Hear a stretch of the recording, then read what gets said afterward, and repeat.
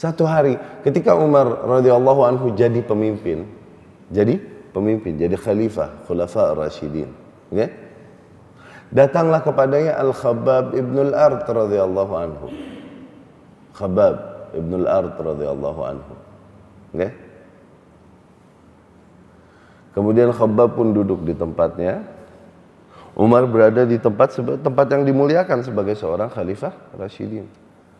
Kemudian dia berkata kepada para jamaah, termasuk kepada Khabbab, "Wallahi ma kana ahadun ahaqqu bihadzal majlis min rajul wahid."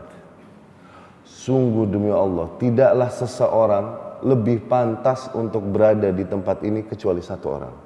Yang di tempat yang sangat dimuliakan ini, yang pantas duduk di sini sebenarnya cuma satu orang. Khabbab bin al-Art berkata, "Wa man huwa ya Amirul Mukminin?" Siapa itu orang ya Amirul Mukminin? Umar berkata, "Bilal ibn Rabah. Dia benar-benar diazab di jalan Allah di masa-masa awal." Demikian kan kata Umar ibn Khattab radhiyallahu anhu. Khabbab berkata radhiyallahu anhu, "Demi Allah ya Amirul Mukminin, ma kana ahaqqu minni." Tidaklah dia lebih berhak atas tempat itu daripada aku, yakni aku lebih berhak di situ daripada Bilal. Kemudian akhirnya Khabbab pun membuka bajunya, punggungnya, dan kemudian Umar melihat di punggungnya Khabbab luka bakar yang luar biasa mengerikan sehingga Umar pun bergetar. Lihat apa yang terjadi dengan Khabbab ini sampai sedemikian rupa. Jadi demikian, Khabbab ini tadinya seorang pemuda yang cerdas dan kemudian amanah. Gulamnya Ummu Anmar. Ummu Anmar senang sama Khabbab, kemudian dibawalah Khabbab ke ahli bikin pedang, disuruh belajar, fa'atkan. Akhirnya dia mendalami hal itu dan ternyata bakat, terus cepat jago. Jadilah dia seorang sayyaf, yakni ahli bikin pedang yang ahli, Khabbab ibn al-Art radhiyallahu anhu. Dan akhirnya dibebaskan oleh Ummu Anmar, tapi menjadi maulanya. Tadinya kan budak, ya kan? Jadi maulanya. Maulanya Bani Zuhrah. Bani Zuhrah ini masih Quraisy. Tayyib. Kemudian teruslah dia melakukan kerjaannya dan orang pada datang kepadanya untuk memesan bikin pedang. Kenapa? Akhlaknya yang baik, amanahnya yang baik, dan akalnya yang cerdas. Kalaupun masih muda. Kemudian Khabbab ibn al-Art nih, dia dengar dakwahnya Rasul sallallahu alaihi wasallam. Bahkan sebelum Rasul masuk Dar Al-Arqam ibnu Abil Arqam. Okay? Dia beriman langsung kepada Rasul sallallahu alaihi wasallam. Okay? Kemudian tidak lama kabar ini sampai kepada Ummu Anmar, ya kan?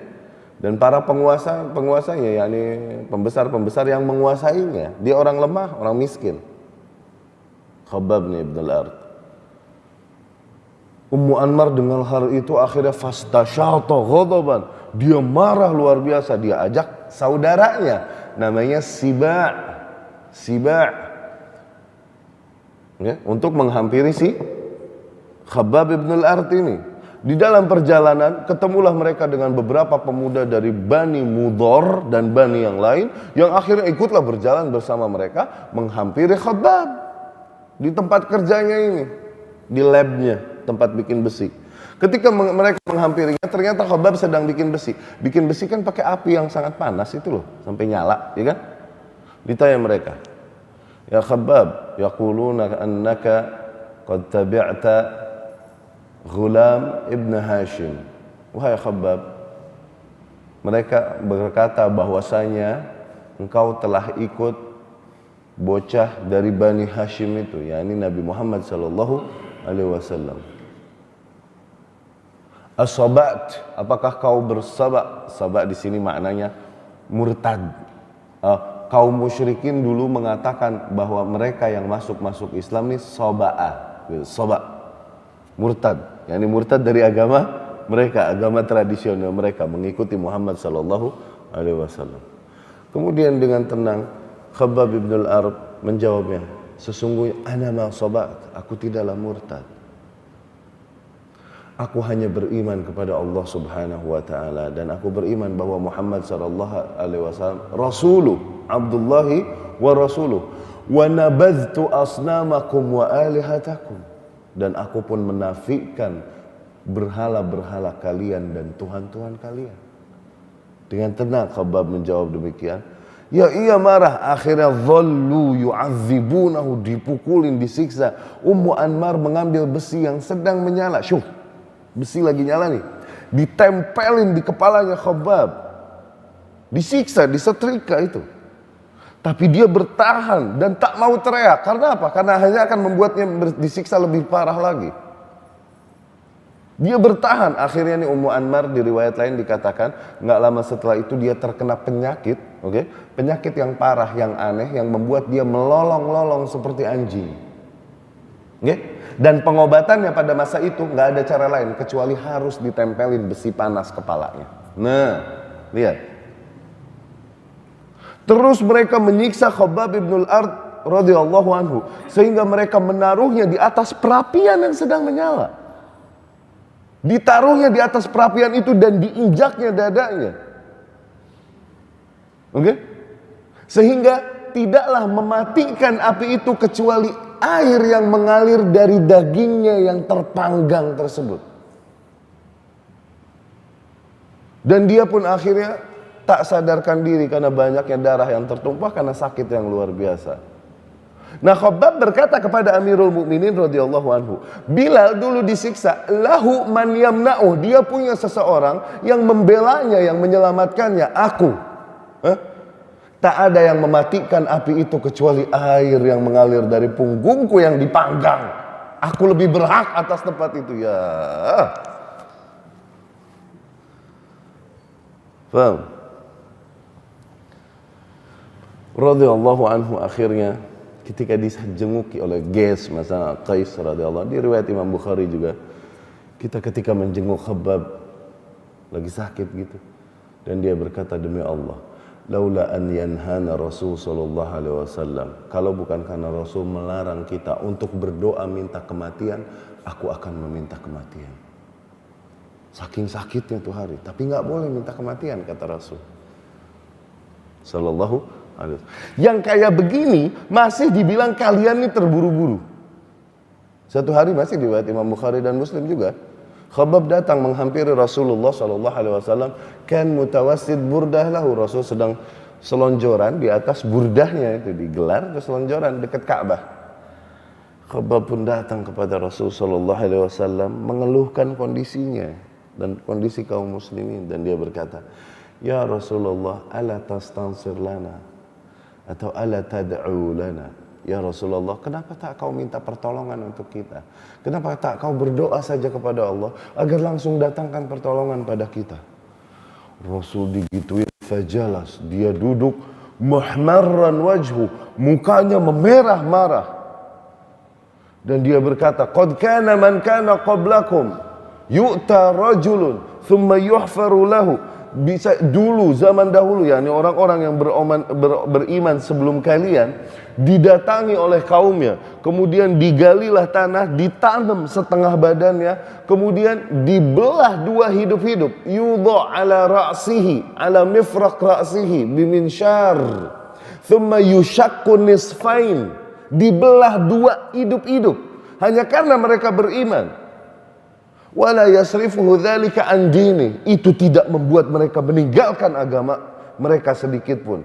Kemudian didatangkan mereka juga, kemudian yu'ta bi amsyatil hadid, didatangkan sisir-sisir besi yang akhirnya memisahkan antara daging dan tulang mereka, dikelet hidup-hidup. Memisahkan daging dan tulang mereka hidup-hidup nih, hanya karena mereka beriman kepada Allah. Itu tidak membuat mereka meninggalkan agama mereka.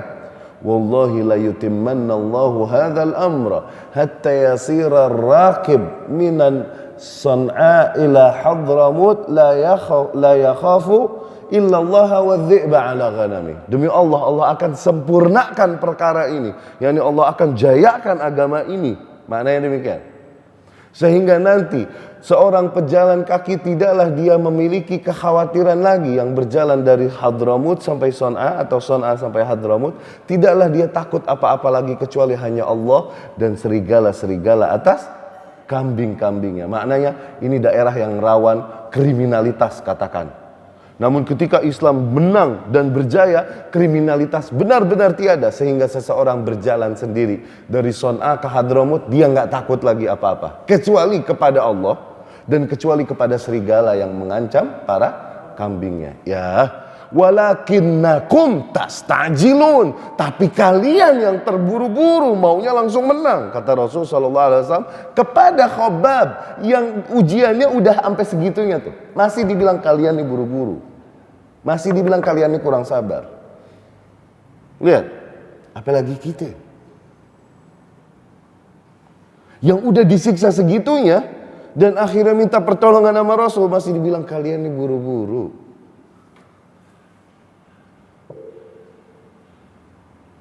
Lihat, Khabbab bin al-Arat fi awakhir hayati radhiyallahu anhu, di akhir-akhir hidupnya Khabbab bin al-Arat, akhirnya Allah berikan padanya apa-apa yang lam yakun yahlam bihi, yang dia dulu ngimpiin aja nggak berani. Kenapa? Miskin dulu, tapi di akhir hidupnya malah kaya, luar biasa. Dia punya zahab, dia punya fiddah, dia punya emas, dia punya perak, dan dia taruh dan kemudian dia infakkan hartanya ini dengan cara yang sangat aneh. Wallah, nggak ada yang segininya. Di mana dinar-dinar dan dirham-dirhamnya dia taruh di satu tempat di dekat rumahnya, di rumahnya pokoknya. Dia taruh di satu tempat dinar-dinar dan dirham-dirhamnya, uang-uangnya. Yang tempat ini diketahui oleh orang-orang yang membutuhkan dan datang meminta-minta. Kalau mereka datang butuh sesuatu, butuh fulus, ambil sendiri tanpa izin. Ya Allah, ada nggak orang infak segitu? Hah? Ente mau nggak taruh dompet? Taruh dompet. Ini yang mau butuh fulus, ambil aja dari dompet. Ada nggak? Kalau nggak taruh ATM-nya, no rekening, nanti yang butuh siapa gesek aja deh udah. Sampai begitu infaknya, no. Nggak nanggung-nanggung orang dulu. Tapi setelah itu juga dia masih khawatir, aku takut hartaku membawaku ke neraka. Setelah infaknya yang sedemikian rupa, dia masih khawatir akan hartanya. Setelah pengorbanan yang sedemikian rupa, dia masih khawatir Allah akan menyiksanya. Khabbab bin al-Arat radhiyallahu anhu.